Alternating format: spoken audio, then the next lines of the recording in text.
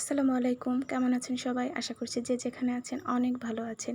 স্বাস্থ্যকর একটা রেসিপি নিয়ে এসেছি। হ্যাঁ, স্বাস্থ্যকর বাট মজাদার। লাগবে আমাদের ছোলা সেদ্ধ। এটাকে আমি সারা রাত ভিজিয়ে রেখে লবণ দিয়ে সেদ্ধ করে নিয়েছি। লাগবে পেঁয়াজ কুচি এবং কাঁচামরিচ কুচি, সাথে লাগবে লেবু, লাগবে শসা কুচি এবং আলু সেদ্ধ করে রেখে সেটাকে টুকরো করে কেটে নিয়েছি। এখানে চাইলে আপনারা টমেটো কুচি দিতে পারেন, ধনিয়া পাতা, পুদিনা পাতা। আমার ছিল না, এজন্য আমি দিতে পারিনি। লাগবে বিট লবণ এবং চটপটি মশলা। এটা যে কোনো ব্র্যান্ডের হতে পারে বা ঘরের তৈরি বানানো চটপটি মশলাও হতে পারে।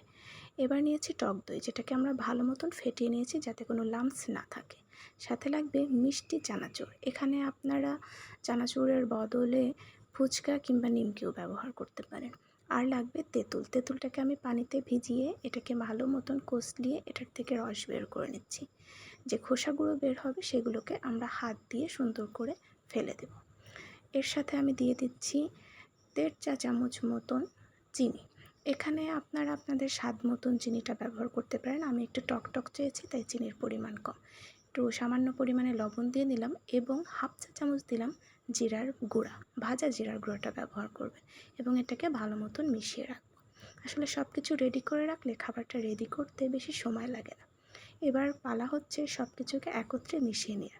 প্রথমে ছোলা সেদ্ধ, আলু সেদ্ধ, শসা কুচি, পেঁয়াজ এবং মরিচ কুচি এবং সাথে সামান্য পরিমাণে বিট লবণ। আমি এখানে 1/2 চা চামচ দিয়েছি, আপনারা টেস্ট করে পরে একটু লাগলে বাড়িয়ে নিতে পারেন। পরে দিয়েছি প্রায় 2 চা চামচ মতো চটপটি মশলা। এইসব মশলাগুলো আসলে আপনাদের পছন্দ মতন দেবেন। আর তারপরে দিয়ে দিচ্ছি যে তেঁতুলের কাতটা বের করে রেখেছিলাম সেটা। আর লেবুর রসটা দেওয়ার চেষ্টা করবেন। এটা দিলে খাবারের টেস্ট দ্বিগুণ বেড়ে যায়। এবং আর একটু লবণ দিয়ে দিলাম। তবে মনে রাখবেন ছোলা সেদ্ধ এবং তেঁতুলের কাতটাতে কিন্তু আমরা লবণ ব্যবহার করেছি।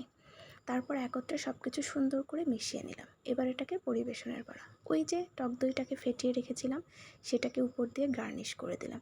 আসলে এরকম স্বাস্থ্যকর খাবারগুলোর নাম শুনলেই আমাদের যেহেতু নাক মুখ কুঁচকে যায়, এটাকে যদি সুন্দর করে পরিবেশন করা যায় তাহলে কিন্তু মানুষের আকর্ষণটা বাড়বে। আর খেতে তো অনেক মজা হয়েছে। আপনারা একবার চেষ্টা করে দেখতে পারেন। আর একটু আমি তেঁতুলের রসটা দিয়ে দিলাম। তেঁতুলের রসটা আপনারা চাইলে একটু ঘনও করতে পারেন। আমি আসলে অত বেশি ঘন করিনি, একটু পাতলা করেছি।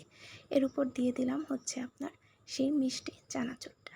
এখানে আপনারা ফুচকা বা নিমকিও দিতে পারেন। তো এই তো হয়ে গেল আমার মজাদার চটপটা স্বাস্থ্যকর খাবার। আমাদের বাসায় এটা খুব চলে। স্বাস্থ্যকর খাবার না খেলেও এটা তো হইলে তাদের আর কিছুই লাগে না।